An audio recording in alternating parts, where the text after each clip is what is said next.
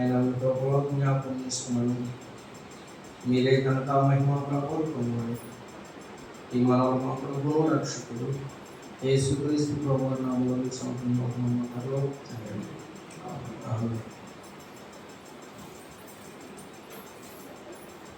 మన హృదయానికి వచ్చినట్లయితే మన దైవజనులు వచ్చి ఈనాటి దైవ తరగతిని మొదటి సెషన్ని ప్రారంభిస్తారు. ఈ సమయాన్ని మన దైవజనులకు అప్పగిస్తున్నాం.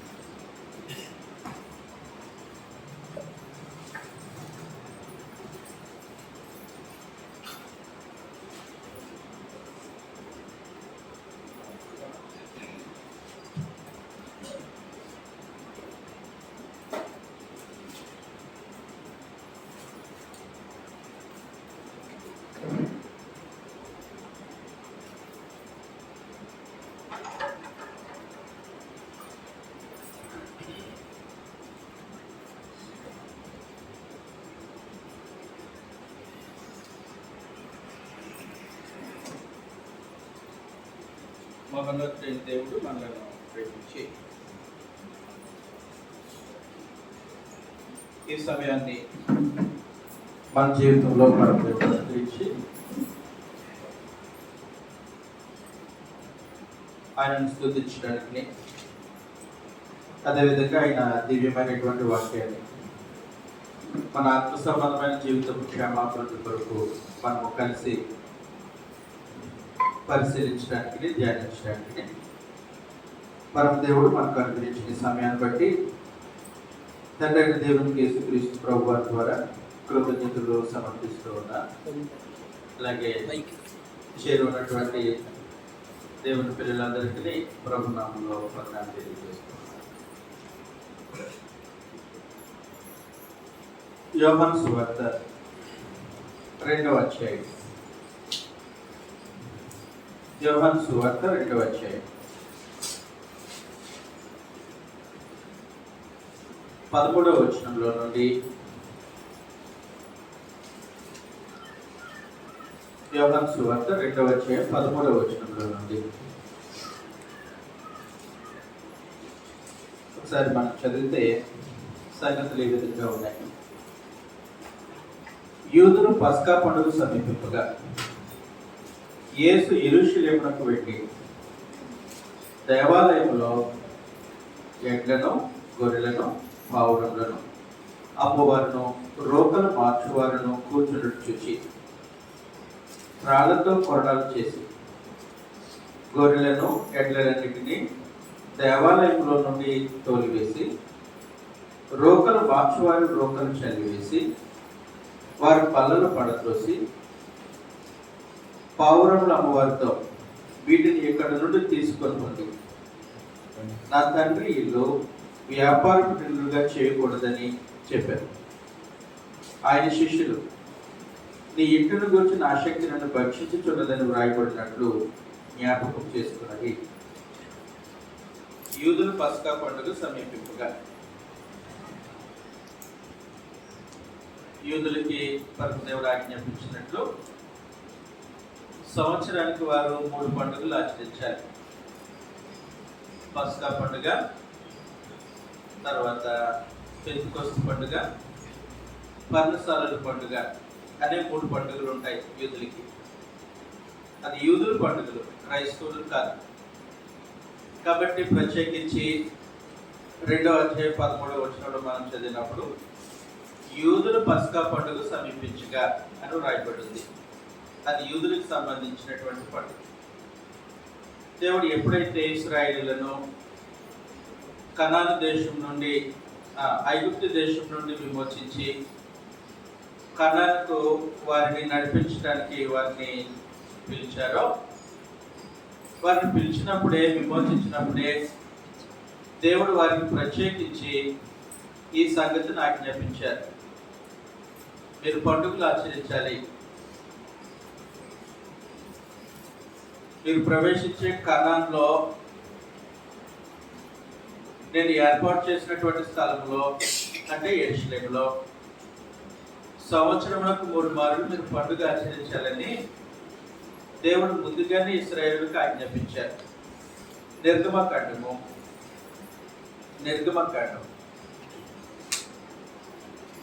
23వ అధ్యాయం, నిర్గమకాండం 23వ అధ్యాయం 14వ వచనంలో నుండి చూస్తే, సంవత్సరములకు 3 మార్లు నాకు పండుగ ఆచరింపవలెను. సంవత్సరానికి 3 మార్లు పండుగ ఆచరించాలి. ఈ పండుగ ఆచరించేటప్పుడు ఏం చేయాలి? 17వ వచనం, సంవత్సరములకు 3 మార్లు పురుషులందరూ ప్రభువైన యెహోవా సన్నిధిని కనపడవలెను. పురుషులందరూ యెహోవా సన్నిధిని కనపడాలి, పండుగ ఆచరించడానికి కనపడాలి అని ధర్మశాస్త్రంలో యూదులకు పరమదేవుడు ఆజ్ఞాపించారు. ద్వితీయోపదేశకాండంలో కూడా ఈ సంగతిని మరొకసారి మనం పరిశీలించగలం. ద్వితీయోపదేశకాండము 16వ అధ్యాయం 16వ వచనంలో, ఏటికి 3 మార్లు అనగా పొంగని రొట్టెల పండుగలోను, దీన్నే పెంతుకొస్తు పండుగ, పొంగని రొట్టెల పండుగను పస్కా పండుగ అని పిలుస్తాం. పస్కా పండుగ, పొంగని రొట్టెల పండుగలోను, వారముల పండుగలోను, వారముల పండుగ అంటే పెంతుకొస్తు పండుగని వారముల పండుగ అని కూడా అంటారు. అలాగే పర్ణశాలల పండుగలోను, నీ దేవుడైన యెహోవా ఏర్పరచుకున్న స్థలమున నీ మగవారందరూ ఆయన సన్నిధిని కనబడవలెను.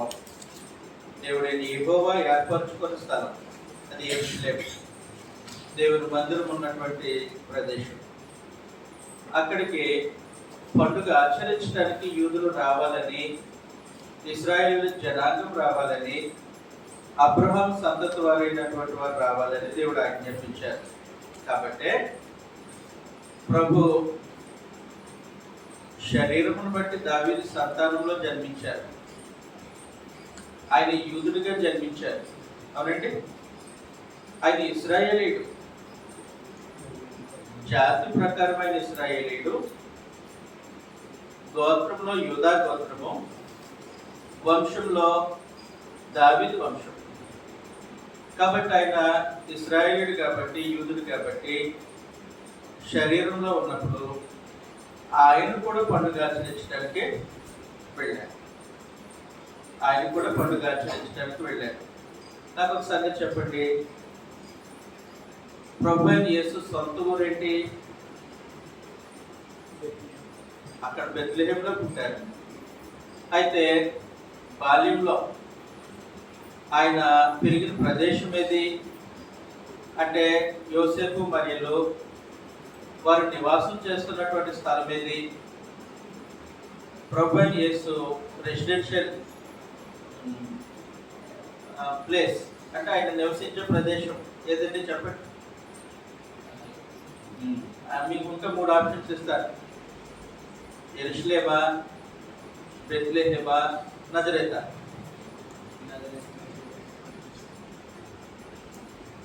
ఆయన శరీరధారిగా ఉన్నప్పుడు ఆయన ఎక్కడ నివసించేవారు? ఏ ఊర్లో? మళ్ళీ చెప్తున్నాను, యెరూషలేములోనా, ఆయన పుట్టిన బెత్లెహేములోనా, లేదంటే నజరేతులోనా? నజరేతులో. అందుకే ఆయన ఏమని పిలిచేవారు? నజరేయుడైన యేసు అనేవారు కదా. అంటే నజరేత్ అనేది ఆయన నివసించే ఊరు. కాబట్టి ఆ నజరేత్ అనేది గలిలయ ప్రాంతంలో ఉంటుంది. గలిలయ సముద్ర తీర ప్రాంతంలో నజరేత్ ఉంటుంది అనమాట. అందువల్ల ఈ నజరేత్ నుండి యెరూషలేము కనీసం ఒక 3 రోజులు ప్రయాణం అంత దూరం. మంచి పడుచువారు అయితే 1-1.5 రోజుల్లో నడిచేస్తారు. సాధారణంగా అయితే ఒక 3 రోజులు ప్రయాణమైన దూరం అన్నమాట. కాబట్టి యెరూషలేం అనేది ప్రభు నివసించే ప్రాంతం కాదు. ఆయన యెరూషలేం వస్తారు. ఎందుకు వస్తారనంటే పండుగను ఆచరించడానికి వస్తారు. సంవత్సరానికి 3 సార్లు పండుగ ఆచరించడానికి యెరూషలేం వస్తారు. అర్థమవుతుంది కదా. అలాగే ఇప్పుడు యూదులు పస్కా పండుగ వచ్చింది. యూదులు పస్కా పండుగ వచ్చినప్పుడు ప్రభు కూడా అందరి యూదుల్లాగే ఆయన కూడా యెరూషలేమునకు వెళ్ళాడు. అందుకే ప్రభు ఆయన ఆరాధించడానికి, పండుగ ఆచరించడానికి ప్రత్యేకించి యెరూషలేముకు వెళ్తారనే సంగతి ముందుగానే ప్రవచనాల్లో ఉంది. చదువుతాం ఈ సంగతిని మనం.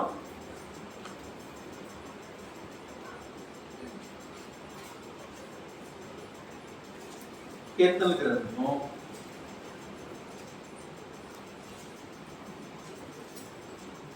55వ అధ్యాయం. కీర్తనల గ్రంథం 55వ అధ్యాయం.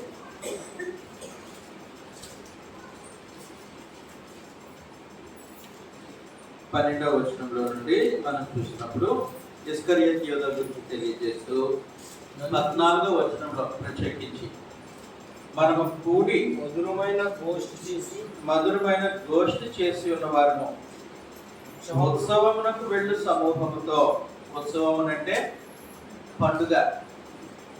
పండుగకు యెరూషలేముకు వెళ్ళే వారితో కలిసి అని అర్థం అన్నమాట. ఉత్సవమునకు వెళ్ళు సమూహంతో దేవుని మందిరమునకు పోయి ఉన్నవారము. ఉత్సవానికి వెళ్ళే సమూహంతో కలిసి మనం దేవుని మందిరానికి వెళ్ళాం అని ప్రభు ప్రవచనాల్లో మాట్లాడారు. ఆయన గురించినటువంటి ప్రవచనం అది. కాబట్టి యేసు ప్రభు ఆయన యెరూషలేము వెళ్తున్నారు పండుగ ఆచరించడానికి. కాబట్టి అది పస్కా పండుగ. అందువల్ల ఆయన పండుగ ఆచరించడానికి యెరూషలేము వెళ్ళారు. అయితే ఒక సంగతి సార్, నాకు పర్మిషన్ ఇవ్వండి, కూర్చుంటాను.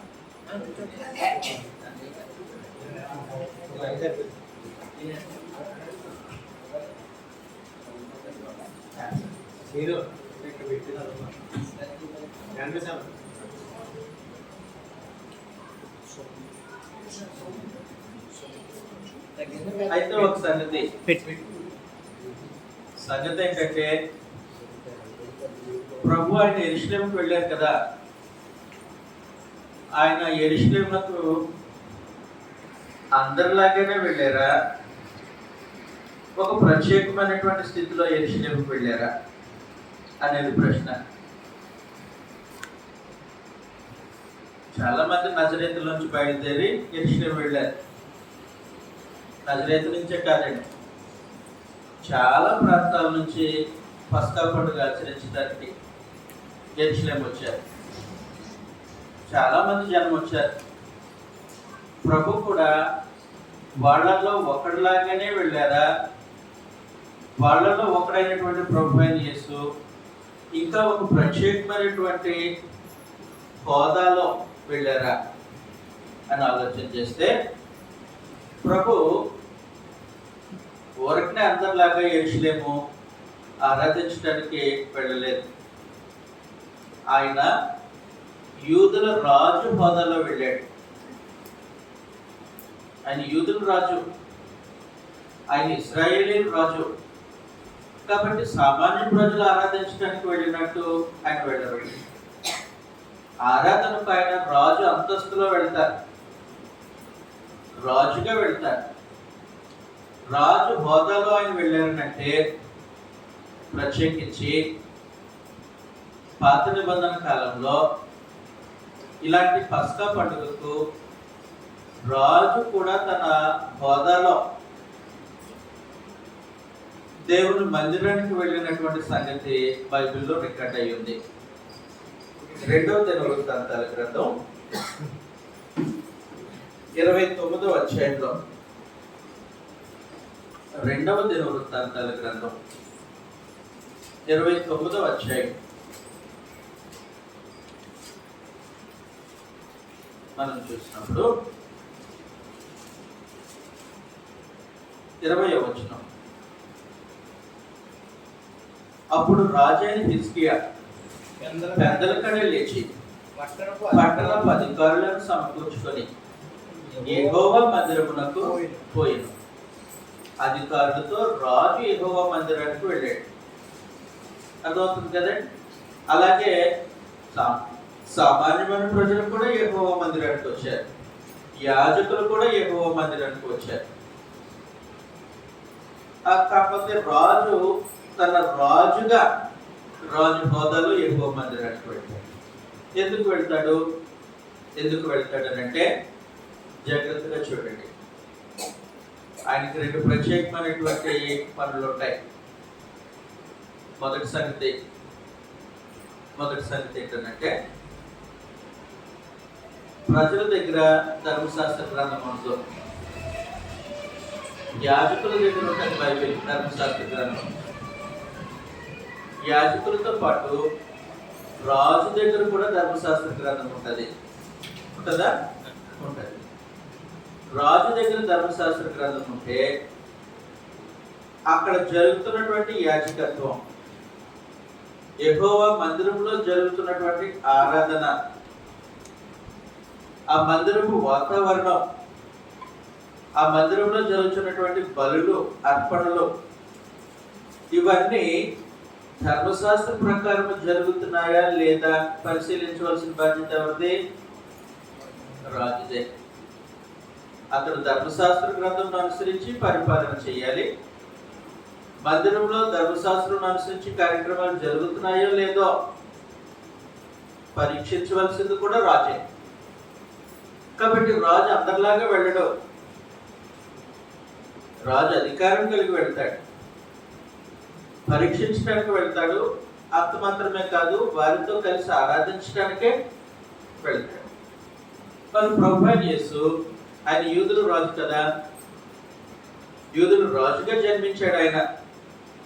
ఆయన జన్మతోనే యూదుల రాజు. గాబ్రియేలు దూత ప్రభు మరి దగ్గరికి వచ్చి చెప్పింది కదా,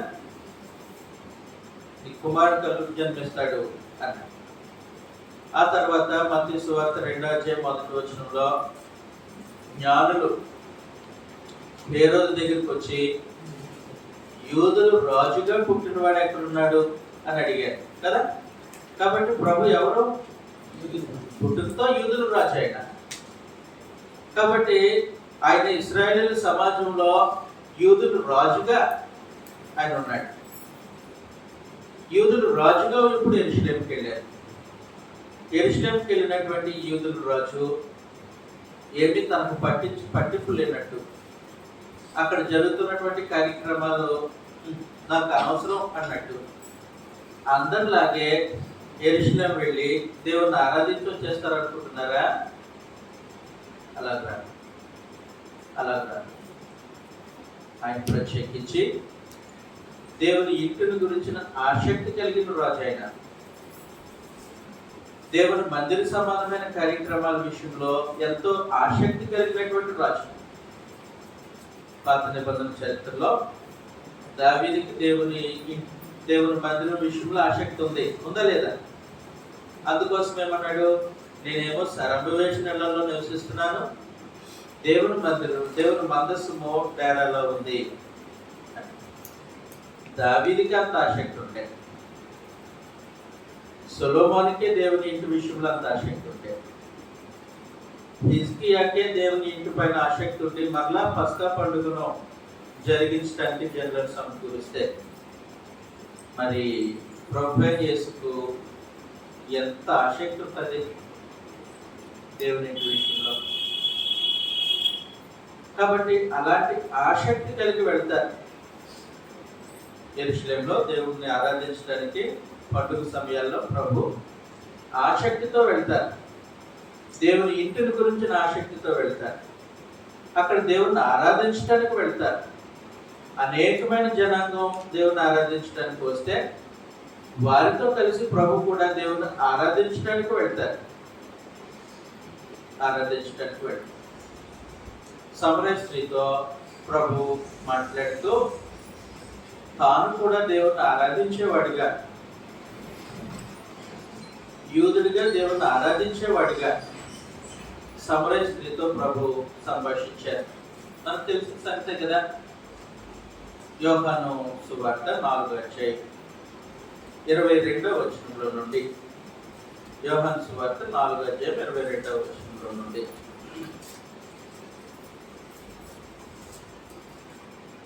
మీరు మీకు తెలియని దాన్ని ఆరాధించేవారు, మేము మాకు తెలిసిన దాన్ని ఆరాధించేవారు. మేము ప్రభు యేసు తాను కూడా కలుపుకొని మేము మాకు తెలిసిన దాన్ని ఆరాధించేవారు. కాబట్టి ప్రభు ఆరాధించడానికి ఎరుషలేం వెళ్ళారు. అయితే ఒక సంగతి జ్ఞాపకం చేసుకోవాలి. ఆయన వెళ్ళింది యూదుల రాజుగా. దావీదు తన రాజు అంతస్తులో ఎన్నిసార్లు తండ్రి అయిన దేవుని ఆరాధించడానికి వెళ్ళాడో, హిజ్కియా రాజు అంతస్తులో ఎన్నిసార్లు తండ్రి అయిన దేవుని ఆరాధించడానికి వెళ్ళాడు. అంతకంటే శ్రేష్ఠంగా ప్రభు అయిన యేసు దేవుని ఆరాధించడానికి ఇప్పుడు పస్కా పండుగలో యెరూషలేముకి వచ్చారు. ఆయన సిద్ధపడి వచ్చాడు, రాజు సిద్ధపడి వచ్చాడు. ఆ రోజు మనం చదివాం కదా, హిజ్కియా సిద్ధపడి వచ్చాడు. పెద్దల కడే లేచి అధికారులను సమకూర్చి దేవుని ఆరాధించడానికి దేవుని మందిరానికి వచ్చినట్టు ప్రభు అయిన యేసు ఆరాధించడానికి సిద్ధపడి వచ్చారు. పస్కా ఆచరించడానికి సిద్ధపడి వచ్చారు యెరూషలేము దేవుని మందిరాన్ని. అయితే ఒక సంగతి, ఈయన సిద్ధపడినట్లు ఆయనతో కలిసి ఆరాధన చేయడానికి వచ్చిన సామాన్య ప్రజలు సిద్ధపడలేదు. ప్రభు అయిన యేసు సిద్ధపడి వచ్చినట్టు అక్కడ ఉన్నటువంటి మనుషులు సిద్ధపడరాలి.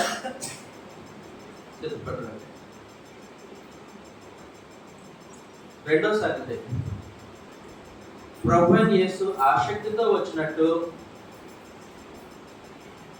అక్కడ జనులు ఆసక్తితో యెరూషలేముకి రాలేదు. వ్యాపారం చేయడానికి వచ్చారు కొంతమంది. బలులు అర్పించబడతాయి కాబట్టి ఆయా దేశాల నుంచి యూదులు వస్తారు. కేవలం యెరూషలేము చుట్టుపక్కల ప్రాంతాల్లో ఉన్నవారే కాదు, యూదయ ప్రాంతంలో ఉన్నవాళ్ళే కాదు, ఆకాశం క్రింద భక్తి కలిగిన యూదులందరూ యెరూషలేము వస్తారు. ఉదాహరణకు ఆ కాలంలో మన భారతదేశంలో యూదులు ఉంటే వాళ్ళు కూడా యెరూషలేము వెళ్తారు. యెరూషలేము వెళ్ళినప్పుడు వాళ్ళు వట్టి చేతులతో రాకూడదు.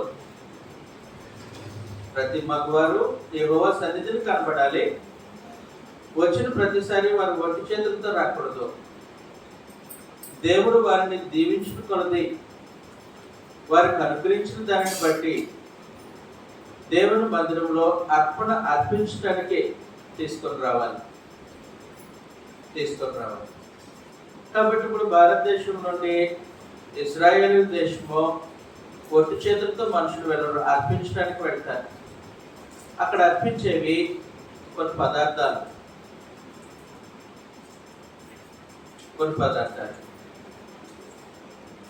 ధాన్యం, రెండవది ద్రాక్షరసం, మూడవది తైలం, నాలుగవది గొర్రెలు, మేకలు. ఎక్కడి నుంచి మోసుకెళ్ళడం కష్టం కదా. అందువల్ల పరమదేవుడు వారికి ఏమని ఆజ్ఞాపించారనంటే వాటిని రోకలుగా మార్చుకొని తీసుకురావచ్చు. ఇబ్బంది ఏమి లేదు, రోకలుగా మార్చుకొని తీసుకురావచ్చు. అయితే ఒకసారి అక్కడికి వెళ్తారు, డబ్బులు పట్టుకొని వెళ్తారు. వెళ్ళిన తర్వాత ధాన్యానికి బదులు రోకలు ఇస్తారు, తైలానికి బదులు కూడా రోకలు ఇస్తారు, వారు ద్రాక్షరసానికి బదులు కూడా రోకలు సమర్పిస్తారు. అయితే గొర్రెలు మేకలు మాత్రం కొంటారు, పావురములు కొంటారు. తర్వాత ఇక్కడి నుంచి తీసుకెళ్ళిన రూపాయలు అక్కడ పనిచేయకపోవచ్చు ఒకవేళ ఆ కాలంలో. కాబట్టి ఇక్కడి నుంచి తీసుకెళ్ళిన రూపాయలు ఆ దేశంలో చలామణి అయ్యే నాణ్యాల కింద మారుస్తారు. అందువల్ల రోకలు మార్చే ఒక బిజినెస్ గొర్రెలు మేకలు అమ్మే ఒక బిజినెస్. తర్వాత పావురములు అమ్మే బిజినెస్. ఇలాగ బిజినెస్ చేయడానికి వస్తారు మనుషులు కొంతమంది. ఎక్కడికే జెరూసలేంకి వస్తారు. ప్రభు అయిన యేసు వచ్చినట్టు యథార్థముగా ఆరాధించడానికి రాలేదు వాళ్ళు. పరిస్థితులు చూశారు ప్రభు. దేవుని మందిరంలో ఇలాంటి వాతావరణం ఉండకూడదు. దేవుని మందిర వాతావరణం ఇలాంటిదై ఉండకూడదు. ఆరాధించడానికి వస్తున్నటువంటి మనుషులకు అనుకూలమైన వాతావరణం ఉండాలి. రెండోది, వచ్చేవారు కూడా యథార్థముగా ఆత్మతో యథార్థముగా దేవుణ్ణి ఆరాధించడానికి ధర్మశాస్త్ర నియమం ప్రకారము రావాలి. ఇవి రెండు జరగకుండా అడ్డుపడుతున్నాయి. ఏం అడ్డుపడుతున్నాయి అని అంటే, రోకలు మార్చే టేబుల్.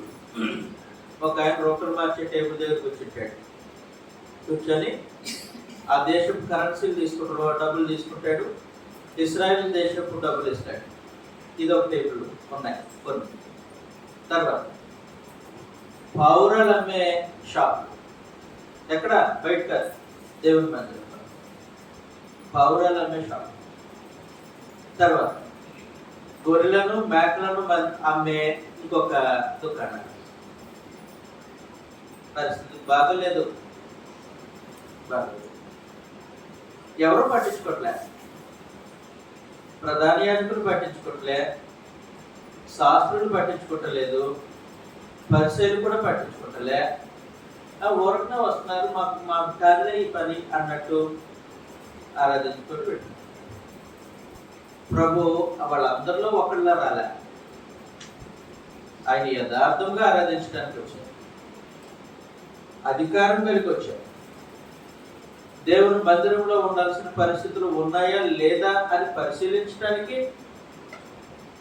వాటి విషయంలో శ్రద్ధ కలిగి ఉండటానికి, దేవుని ఇంటిని గురించిన ఆసక్తితో ఆరాధించడానికి వచ్చారు. కాబట్టి ప్రభు కాంప్రమైజ్ కాలే. ఆ రోజు చూసి చూడనట్టు వెళ్ళిపోవటానికి ప్రభు మనసు లేదు. అందువలన తాళ్లతో కొరడాలు చేశారు. తాళ్లతో కొరడాలు చేసి గొర్రెలను మేకలను బయటికి తరిమేశారు. పశువులన్నింటినీ బయటికి తరిమేశారు. పావురములు అమ్మేవాడిని అక్కడి నుంచి వెళ్ళగొట్టేశారు. రోకలు అమ్ముతున్నటువంటి వారి టేబుల్స్ని ఆయన పడగొట్టేశారు. సమాజం అంతా చూస్తున్నారు. ఏంటి ప్రభు ఇలా ప్రవర్తిస్తున్నారు? ఆయన చేసేది న్యాయమా? ఆయన చేసేది న్యాయమా? ఆయన చేసేది కరెక్టేనా? చంద్రవందరుగా అన్ని పడేస్తున్నారు అని ప్రజలు చూస్తున్నారు. కానీ వాస్తవానికి ప్రభు అధికారం కలిగి, ఆయన దేవుని కుమారుడు, యూదుల రాజు, తన అధికారం కలిగి తను ఆరాధించే ప్రదేశం ఎలాగుండాలో ఎరిగిన వాడే దేవుని ఇంటిని గురించిన ఆసక్తితో కార్యక్రమం జరిగించారు. ఆ రోజు చాలా ప్రాముఖ్యమైన సంగతి. నేను చాలా దూరం నుంచి వచ్చానండి. నేను కూడా మీకులాగే ఉదయం 5 గంటలకి లేచాను. పిల్లలు రెడీ అయిపోయి పిల్లలు స్కూల్ దగ్గర డ్రాప్ చేశాను.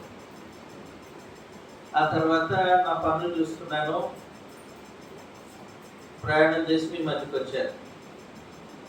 నాకు మీలాగే అరుస్తుంది, కానీ నేను నిద్రపోతే బాగోదు కదా మీ ముందుకు వచ్చి. పైగా కెమెరా పెట్టారు సార్. అందువలన నేను నిద్రపోతే బాగోదని మెలకుగా ఉండి మీతో ఎలాగైతే సందేశాన్ని పంచుకుంటున్నానో, మీరు కూడా నాతో కలిసి సందేశాన్ని పరిశీలించాలని నా మనవి. రైట్. అందువల్ల ప్రభువైన యేసు యథార్థవంతుడైన ఆరాధకుడిగా దేవుడిని ఆరాధించడానికి వచ్చారు. అధికారం కలిగి వచ్చారు. కాబట్టి దేవుని ఇంటిని గురించిన ఆసక్తితో వచ్చారు. ఆ రోజు ఆ రోజే కదండి, ఆయన ఎప్పుడు దేవుని ఆరాధించడానికి ఆయన మందిరానికి వచ్చినా ఆయన ఇంటిని కూర్చుని ఆసక్తి ఆ విధంగానే ఉంటుంది. అయితే ఒక సంగతి, ఆయన శరీరంలో ఉండి అంటే భూమి మీద ఆయన ఉన్నప్పుడు యెరూషలేము ఆరాధించడానికి వచ్చినాడు. నేడు ఆయన ఆత్మరూపిగా సంగముల మధ్యలో సంచరించిన దేవుని ఇంటిని గురించిన ఆసక్తి ఆయనకి అలానే ఉంది, తగ్గలేదు. ఆ రోజు ఆరాధించడానికి యెరూషలేము వెళ్ళినటువంటి ప్రభుత్వం యేసు ఇప్పుడు అదే అధికారం కలిగి దేవుని 7 ఆత్మలు కలిగి 7 నక్షత్రములను తన కుడి చేత పట్టుకొని ఆయన ఆయా స్థానిక సంఘాల మధ్యలో సంచరిస్తూ ఉన్నాడు. ప్రకటన గ్రంథం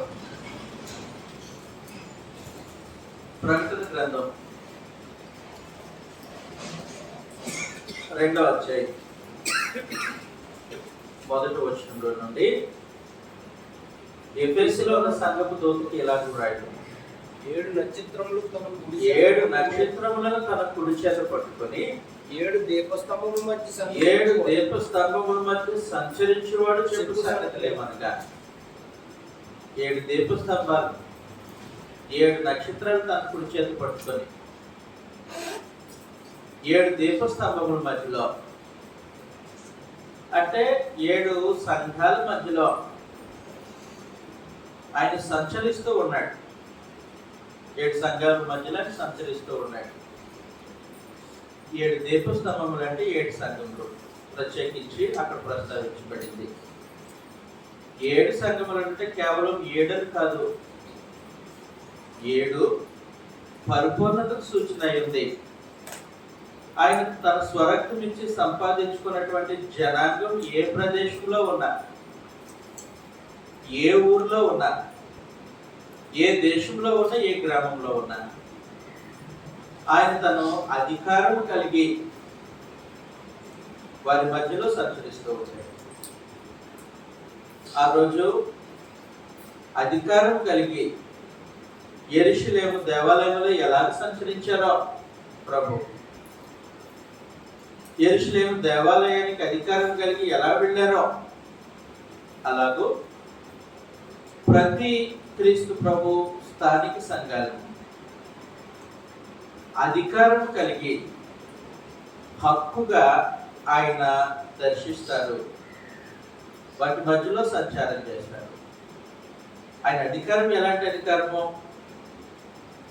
ఆయన సంఘమునకు శిరస్సు అయి ఉన్నాడు, సంఘమునకు రాజు అయి ఉన్నాడు, ఆయన ప్రభు అయి ఉన్నాడు. కాబట్టి ఆయన రాజు హోదాలో ప్రభువుగా అధికారం కలిగి అంతేకాదు. ఆ రోజు ఆయన ఖడ్గం పట్టుకొని వెళ్ళా ఎక్కడికి, దేవాలయంలో. కానీ ఈరోజు ప్రభుకు ఖడ్గం కూడా ఉంది. అలాంటి అధికారం కలిగినటువంటి ప్రభు స్థానిక సంఘాల మధ్యలో సంచరిస్తున్నాడు, హక్కుగా సంచరిస్తూ ఉన్నాడు. మా ఊరు వస్తారైనా మేము ఆరాధన చేస్తూ ఉన్నప్పుడు మా ఆరాధన ఎలా జరుగుతుందో, సంఘం యొక్క వాతావరణం ఎలాగుందో, సంఘంలో పరిస్థితులు ఎలాగున్నాయో, వ్యక్తులు ఎలాగున్నారో పరిశీలించడానికి వస్తాయి. మా ఊరు వచ్చిన ఆయన మీ ఊరు కూడా వస్తారు. ఆయన ఒకే సమయంలో అన్ని స్థలాల్లో ఉండగలిగిన అద్భుతమైనటువంటి ప్రభు. ఆయన ఆత్మరూపి. తన ప్రజలు ఏ ప్రదేశాల్లో ఉన్నారో, తన జనాంగం ఏ చోట్ల కూడుకుంటున్నారో ఆయా ప్రదేశాల్లో ఆయన ఉండగలడో. అందుకే చెప్పాడు, ఎక్కడ 2-3 కూడి నా నామమును ఏకీభవిస్తారో అక్కడ నేను ఉంటాను, అక్కడ నేను ఉంటాను అన్నారు. కాబట్టి ఏ స్థలంలో, ఏ ప్రదేశంలో ఎవరు ప్రభు నామంలో సమావేశమవుతారో, ఏక మనసుతో ఏకీభవించి తండ్రి దేవుని ఆరాధించడానికి సమావేశమవుతారో, దేవుని కార్యక్రమాలు జరిగించడానికి సమావేశమవుతారో, అక్కడ ప్రభు తాను ఆత్మరూపుగా ఉంటారు. అధికారం కలిగిన ప్రభు ఆయన ఆత్మరూపుగా ఉంటారు. ఉండి ఏం చేస్తారు? ఏం చేస్తారనంటే తన అధికారంతో క్రొత్త నిబంధన చట్ట ప్రకారము కార్యక్రమాలు జరుగుతున్నాయా లేదా, క్రొత్త నిబంధన చట్ట ప్రకారము జనులు ప్రవర్తిస్తున్నారా లేదా అని పరీక్షించడానికి ఆయన సంఘముల మధ్యలో సంచరిస్తాడు. మనం చదివాం కదా, యోహాను సువార్త 2:13లో యూదుల పండుగ సమీపించింది. అప్పుడు యూదులు పస్కా పండుగ సమీపించినప్పుడు ప్రభు అక్కడికి వెళ్ళాడు. ఎందుకు వెళ్ళారు? ధర్మశాస్త్ర చట్టం ప్రకారం. అప్పుడు ధర్మశాస్త్ర ఆరాధనే కదండి, కృత నిబంధన ఆరాధన లేదు. ధర్మశాస్త్ర నియమం ప్రకారం దేవుని మందిరంలో కార్యక్రమాలు జరుగుతున్నాయా లేదా అది పరీక్షించడానికి వెళ్ళారు, పరిశీలించడానికి వెళ్ళారు. అలాంటి వారితో కలిసి ఆయన ఆరాధించడానికి వెళ్ళారు. కాబట్టి ఆయన చూశాడు, ఇది దేవుని ఇల్లు ఉండాల్సిన వాతావరణం కాదు,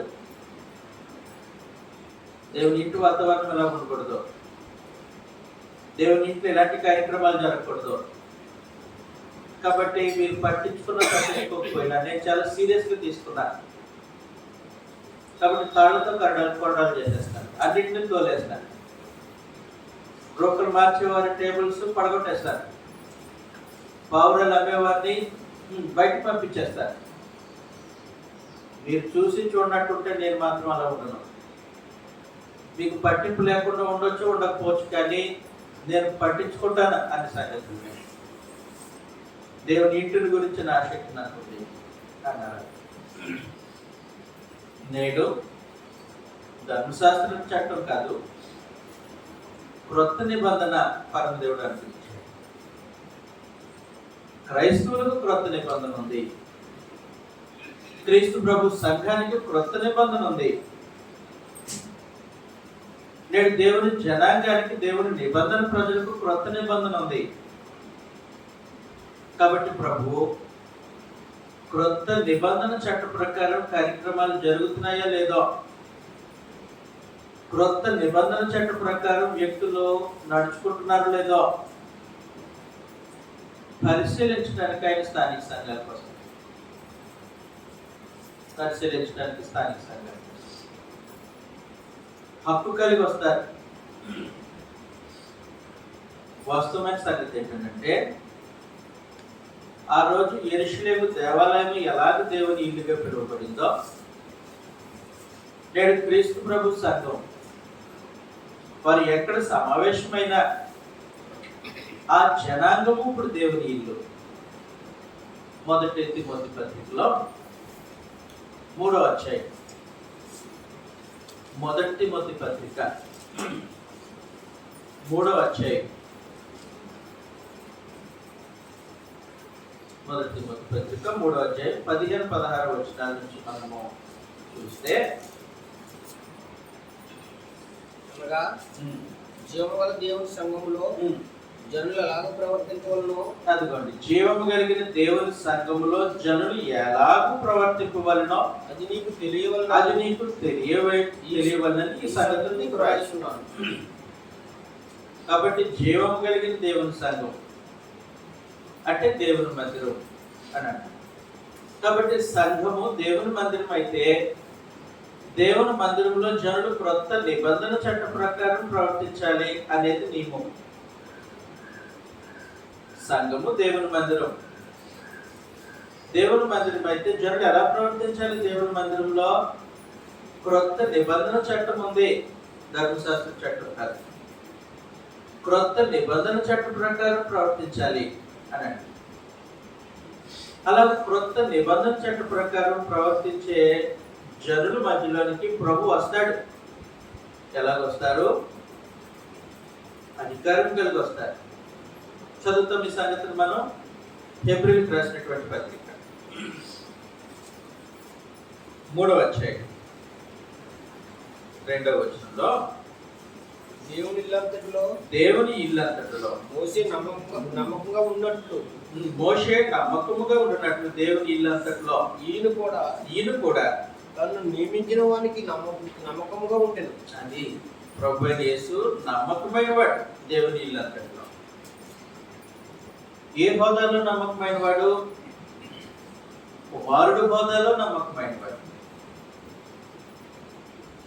ఇశ్రాయేలు రాజు హోదాలో నమ్మకమైన వాడు.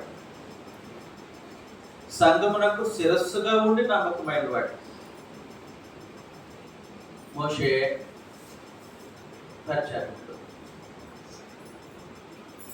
పరిచారకుడుగా ఉండి నమ్మకమైన వాడు. ప్రభువైన యేసు తాను కుమారుడుగా ఉండి నమ్మకమైన వాడు. ఆ మాట కూడా ఉంది. చదివేసిన తర్వాత వచ్చినాడు. ప్రతి ఇల్లును ఎవడో ఒకరి చేత కట్టబడును, సమస్తము కట్టినవాడు దేవుడే. ఇంటికంటే దాన్ని కట్టినవాడు ఎక్కువ ఘనత పొందినట్లు ఈయన మోసే కంటే ఎక్కువ మహిమ అర్హుడుగా ఎంచబడింది. మోషే కంటే ఎక్కువ మహిమకు అర్హుడుగా ఎంచబడిన ముందు చెప్పబో సంగతులు సాక్షాత్ముగా మోసే పరిచారకుడై ఉండి దేవుని ఇల్లంతటిలో నమ్మకంగా ఉండెను. దేవుని ఇల్లంతటిలో నమ్మకంగా ఉన్నాడు. అయితే క్రీస్తు కుమారుడై ఉండి, అయితే ప్రభువైన యేసు క్రీస్తు అభిషక్తుడైన ఆయన కుమారుడై ఉండి ఆయన ఇంటి మీద నమ్మకంగా ఉన్నాడు. దేవుని ఇంటి మీద నమ్మకంగా ఉన్నాడు. అంటే ఇంటి మీద అన్నాడు అంటే ఇంటి పైన అధికారి అన్నట్టు. ఇంటి పైన అధికారం కలిగిన ప్రభువైన యేసు నమ్మకమైన వాడు. దేవునికి నమ్మకమైన వాడు. అలాంటి నమ్మకమైన ప్రభు, దేవునికి నమ్మకమైనటువంటి దేవుని కుమారుడు, స్థానిక సంఘాలు అంటే దేవుని ఇల్లు, దేవుని మందిరాలు. మందిరాలు అంటే గోడలు, స్లాబులు కాదు, మనుషులు. వాస్తవానికి వ్యక్తులను గురించి మాట్లాడుతూ ఉంటాయి. ఆ వ్యక్తులు ఎలాగున్నారు, ఆ గుంపు ఎలాగున్నారు, వారు ఎలాగ కలిసి కార్యక్రమాలు జరిగిస్తున్నారు, ఆ ఇంట్లో ఎలాంటి వాతావరణం ఉంది అనే సంగతులన్నింటినీ పరీక్షించడానికి ప్రభువైన యేసు నమ్మకమైన దేవుని కుమారుడుగా, అధికారిగా దేవుని ఇంటి పైన ఆయన కార్యక్రమాలన్నింటినీ పరీక్షిస్తారు. తర్వాత వచనాన్ని మనం చూస్తే 6వ వచనంలో అయితే క్రీస్తు కుమారుడై ఉండి ఆయన ఇంటి మీద నమ్మకముగా ఉన్నాడు. మరి ఆయన ఇల్లు ఎవరు? ధైర్యమును, నిరీక్షణలో ఉత్సాహమును, తుదమట్టుకు స్థిరముగా చేపట్టిన ఎడల మనమే ఆయన ఇల్లు. మనమంటే మనుషులు.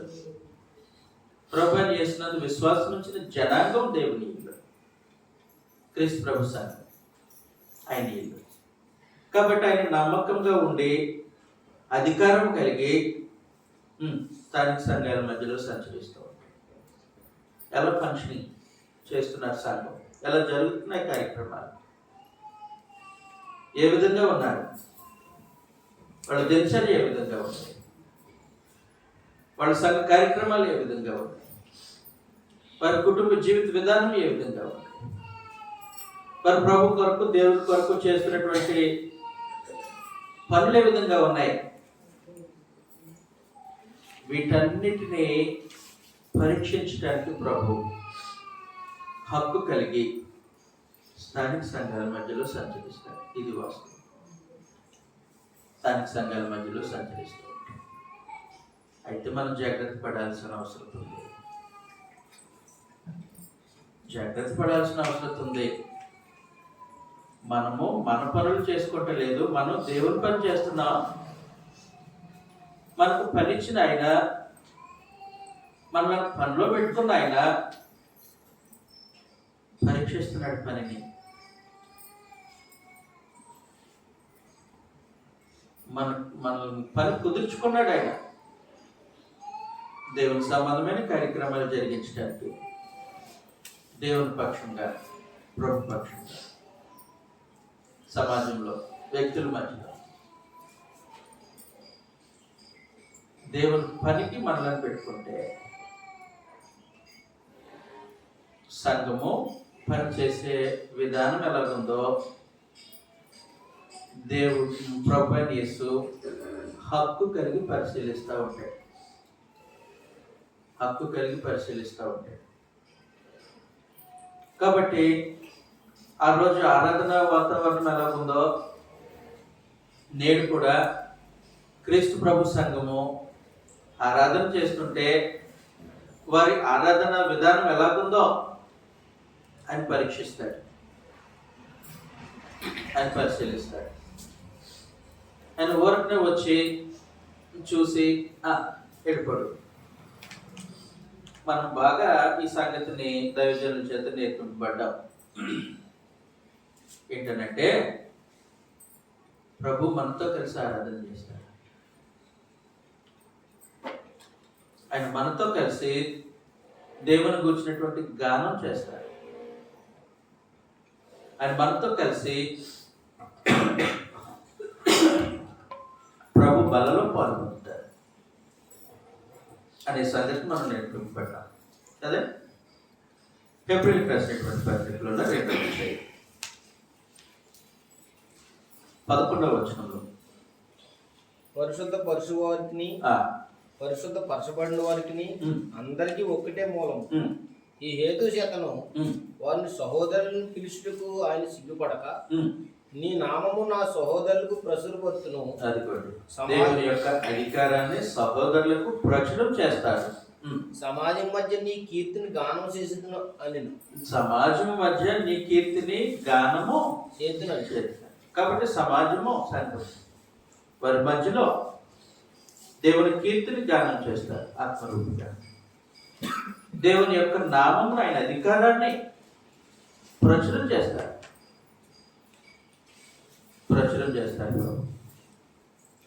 అంతేకాదు ఆయన తన ప్రజలైనటువంటి వారికి ప్రత్యేకించి ఒక బల్లను ఏర్పాటు చేసి,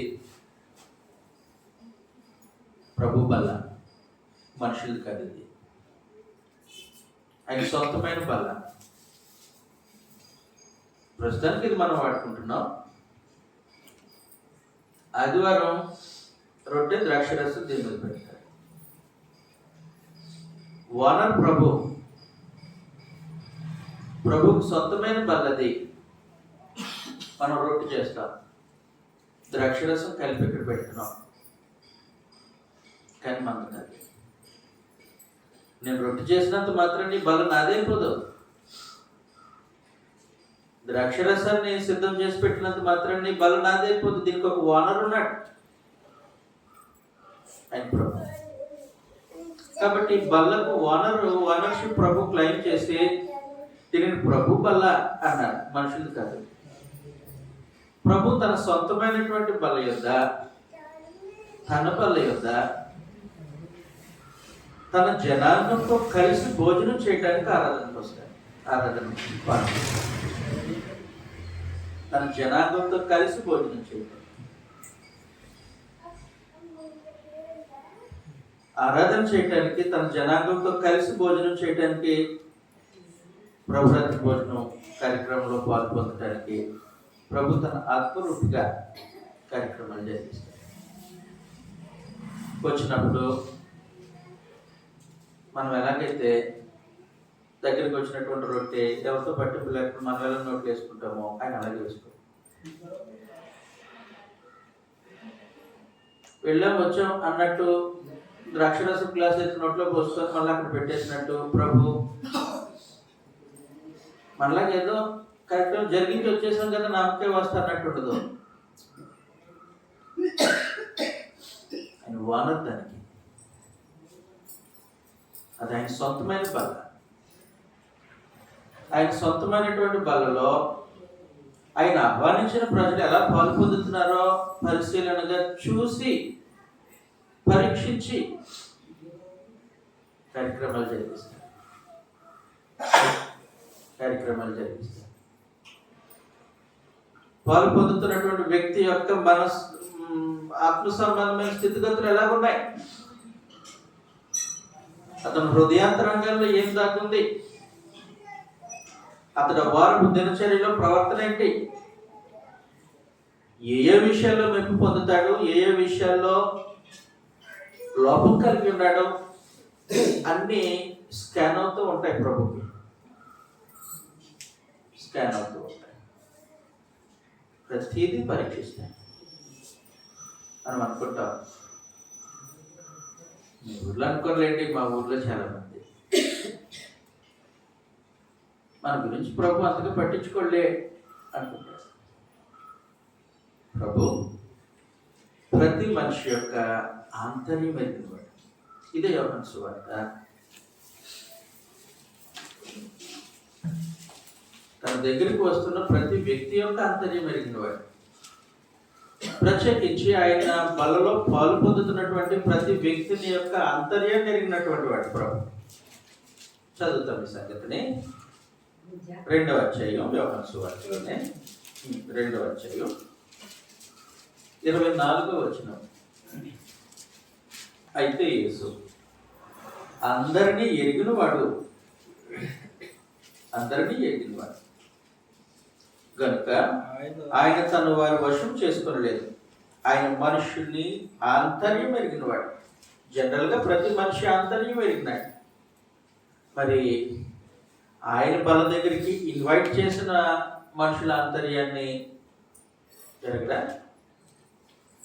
ఆయన సొంతమైన బల్ల, ఆయన ఏర్పాటు చేసిన బల్ల, ఆయన సిద్ధం చేసిన బల్ల, అది ప్రభు బల్ల.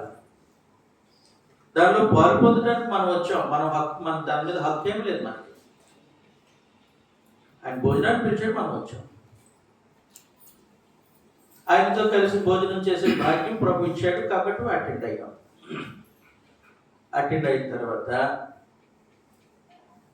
ఆయన బలలో చెయ్యి ముంచేది ఎలాంటి వారో ఆయన ఎదుగుతాం. పరిపూర్ణంగా ఎదుగుతాం. ఆయన బల దగ్గర పాలు పొందుతున్న ప్రతి మనిషి యొక్క ఆంతర్యం ఎదుగుతాం. చూశాడు, ప్రతి మనిషి యొక్క హృదయాన్ని చూశాడు. చూసి తనకేదో పట్టినట్టు వెళ్ళిపోయాడు. అలా వెళ్ళిపోయేవాడు కాదు. యెరూషలేం దేవాలయానికి వచ్చారు, పరిస్థితులు చూశారు. మనుషులు ఏం చేస్తున్నట్టు మాకు పట్టలేదు అన్నట్టు వెళ్ళిపోతున్నారు. ప్రధాన యాజకుడు వెళ్ళిపోయాడు, శాస్త్రులు వచ్చిన వాళ్ళు వెళ్ళిపోతున్నారు పట్టలేనట్టు, ధర్మశాస్త్రోపదేశకులు పట్టలేనట్టు వెళ్ళిపోతున్నారు. కానీ ప్రభు అధికారం కలిగినటువంటి దేవుని కుమారుడు పట్టలేనట్టు వెళ్ళిపోయినారు. ఇక్కడ ఆగి సరిచేయాలి, ఇక్కడ క్రమశిక్షణ చర్య తీసుకోవాలి. ఇలా వదిలేస్తే కుదరదు అని ఆ రోజు తాళ్లతో కొరడాలు చేసినట్టు తన బల యొక్క పాలు పొందుతున్న ప్రతి ఒక్కరు వారిని పరీక్షించిన తర్వాత ఆయన వెళ్ళేలా వదిలేయకూడదు. వాడు గొప్పవారైతే ప్రశంసిద్దాం. ఆత్మ సంబంధంగా ప్రశంసలు అందుకుంటే ప్రశంసిద్దాం. లోపం ఉంటే ఇక్కడే సరిదిద్దు పంపుతాం అనే మనసు కలిగి ప్రభు అనేసి వస్తారు. అందువల్లనే మన నెల్లూరులో 7 స్థానిక సంఘాల గురించి చదివాం. ప్రతి పట్టణంలో వాళ్ళు ఏమైతే ప్రశంసలు పొందాలో వాటన్నిటిని ఇచ్చేసాడు ప్రభు. మీరు ఈ విషయంలో గొప్పగా ఉన్నారు, బాగున్నారు కాబట్టి ఇదిగో ప్రశంసలు అందుకోండి. ఈ విషయంలో లోపంగా ఉన్నారు, ప్రమాదం ఎదుర్కోండి అని ప్రభు ప్రతి స్థానిక సంఘాన్ని బలపరచడానికి, హెచ్చరించడానికి, ఆదరణ కలిగించడానికి ఆయన దర్శిస్తూ ఉంటారు. బ్రేక్ తీసుకుందాం. మిగిలిన సంగతులు మాట్లాడతాం తర్వాత.